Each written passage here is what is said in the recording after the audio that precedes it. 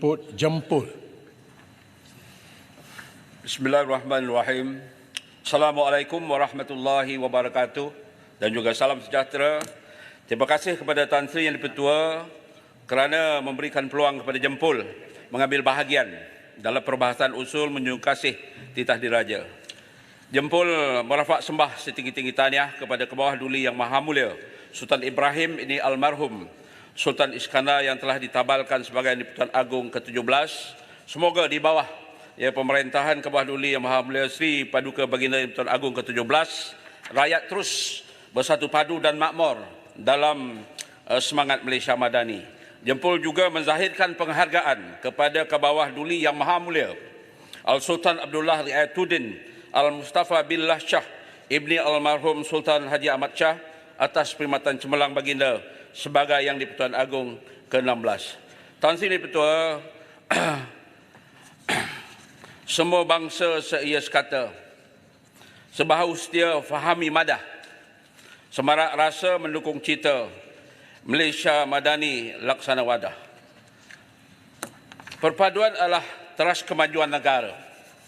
Kejayaan cemerlang negara adalah bersandarkan perpaduan antara kaum. Teras kejayaan masyarakat berbilang kaum adalah perpaduan. Kita berada dalam tempoh 66 tahun memaju menguruskan pembangunan negara kita ini adalah berteraskan kepada perpaduan. Jempol meneliti titah tuanku yang begitu prihatin tentang perpaduan rakyat. Baginda menzahirkan kegusaran melihat hubungan perpaduan antara kaum masih belum sempurna setelah lebih 60 tahun Malaysia dibentuk. Saya difahamkan kajian pertama Indeks Perpaduan Nasional yang dijalankan pada tahun 2018 mencatatkan 0.567, manakala indeks itu meningkat kepada 0.629, iaitu dalam kadar sederhana pada tahun 2022. Persoalannya sejak 66 tahun kita merdeka, adakah kita berpuas hati dengan perpaduan kaum yang kita hanya ini ada di peringkat sederhana? Sudah lebih 50 tahun, Kongres Kebudayaan Kebangsaan pada tahun 1971 digagaskan bertujuan mewujudkan sebuah negara yang stabil dan bersatu padu di kalangan penduduk berbilang kaum dan dalam masa yang sama mengekalkan identiti negara di kalangan dunia antarabangsa. Persoalannya, apakah generasi kita benar-benar memahami budaya hidup masyarakat majmuk di Malaysia? Ini ditekankan oleh tuanku yang bertitah, masih ada generasi hari ini yang gagal menguasai bahasa kebangsaan dan memahami budaya hidup kaum yang lain. Di sini apakah langkah kerajaan untuk memantapkan perpaduan yang kini hanya di taraf sederhana?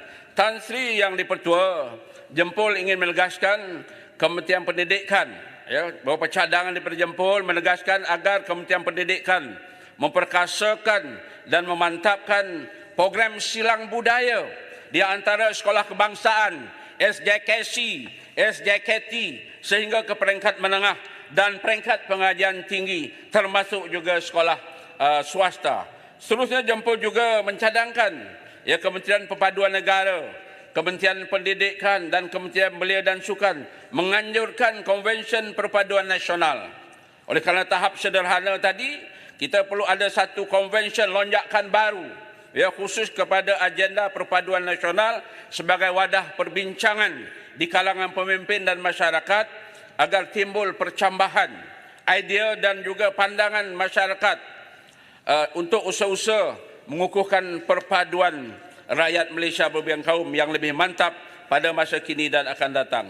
Dalam usaha memperkasakan perpaduan, Jempol merasakan ada keperluan untuk menambah kaki tangan di pejabat perpaduan di seluruh negara, yang mana contohnya di Jempol hari ini hanya ada seorang saja pegawai perpaduan, sedangkan perpaduan ini amat penting dalam agenda pembangunan negara kita. Tan Sri Yang di-Pertua, Jempol juga ingin menyeru semua pihak agar mendukung titah tuanku supaya memperkukuh perpaduan negara dan tidak menghasut rakyat dengan memainkan isu 3R. Isu sensitif janganlah dimainkan sebagai modal politik. Kelak semua terbakar. Kita sedia maklum, kita jangan sekali-kali memainkan isu-isu sensitif ini. Kalau kita di Dewan ni panas, tak apa. Takut panas kita dalam Dewan ni terbakar kepada 32 juta rakyat di negara kita. Jadi kita sudah ada pengalaman yang dulu, jadi kita belajar daripada sejarah. Isu sensitif janganlah dimainkan sebagai modal politik. Trust, kontrak sosial hendaklah dihormati. Ia sebagai tunggak pembinaan negara bangsa di negara Malaysia ini. Kontrak sosial ialah persetujuan yang dicapai sebelum negara mencapai kemerdekaan dalam kalangan para pemimpin berbilang kaum. Kontrak sosial didukung oleh perkara 153 Perlembagaan Persekutuan sejak 1957 dan jadikan asas dalam pembentukan Malaysia 1963 dengan menyertakan Bumi Putera Sabah dan Sarawak. Walau bagaimanapun ramai di kalangan generasi muda yang tidak memahami pembinaan negara bangsa melalui kontrak sosial yang asaskan persetujuan semua kaum sehingga kadang-kadang terlajak mempersoalkan perkara-perkara sensitif ini mungkin kerana mereka kurang faham.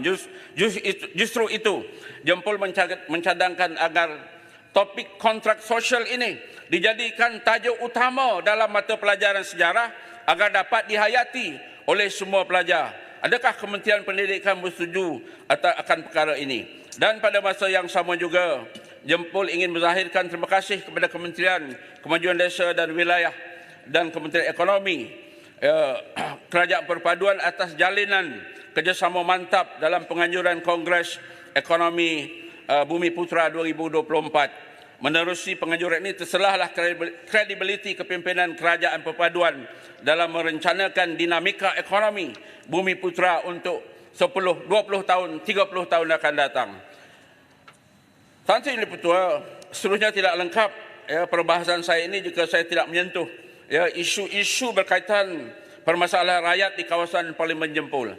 Yang pertama ialah menaik taraf dan melebar jalan utama Palung FT 1283. Jempol mohon Yang Berhormat Menteri Kerja Raya melalui tindakan JKR untuk menaik taraf dan melebar jalan utama Palung FT 1283 sepanjang 30.2 km.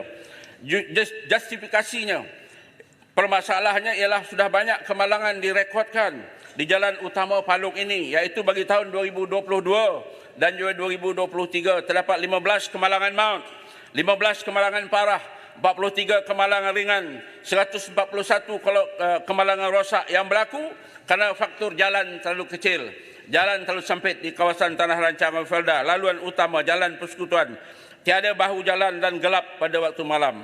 Jadi Jempol mohon Kementerian Kerja Raya memberi keutamaan kepada permohonan menaik taraf dan melebar jalan utama Palung. Seterusnya memasang lampu jalan. Tan Sri Ketua, Jempol mohon Yang Berhormat Menteri Kerja Raya, Kementerian Kerja Raya melalui tindakan JKR untuk memasang lampu LED solar di laluan seperti berikut. Seperti yang saya katakan tadi, pertama jalan utama Palung FT 1288 sepanjang 30.2 km.